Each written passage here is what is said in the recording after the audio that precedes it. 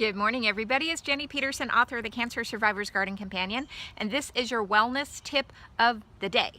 So as I am a garden designer, but I'm also a speaker and a writer, and as a speaker and a writer, words are very important to me. I tend to choose my words very carefully and with good reason, because I want to communicate what it is that I'm thinking and feeling. I've noticed, as you probably have, that many people use words ineffectively, and particularly women, I'm sorry to say, but this is how we're raised, to be very nice, to not be a bother, to not be an imposition on anybody, and to mind our manners, right? Well, that kind of an upbringing, particularly for women, and I would say particularly for women of my age, because our era was just different when we were growing up. Girls today are taught, I think, and I hope, a little bit better on how to communicate.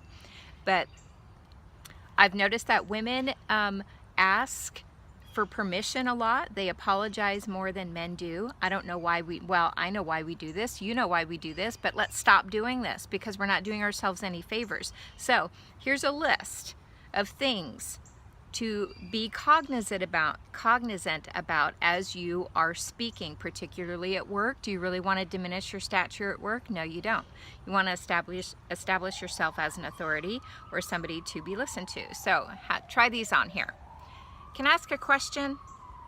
Don't ask if you can ask a question, just ask the dang question. I'm sorry to bother you. Well, why would you identify yourself as a bother?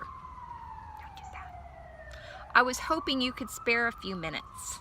No, just ask the question. Just say, excuse me. How about thank you for listening to me? That sounds polite, right? Nope, just say thank you.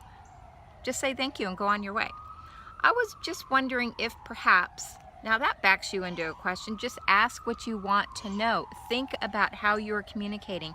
These are actually transitions in and out of conversations, and in using these types of phrases, I'm sorry, I was wondering if perhaps, excuse me, thank you for listening to me, you're identifying yourself as not capable, as not worthy of being listened to, as not being worthy of having a seat at the table. Don't do that to yourself. Words are important.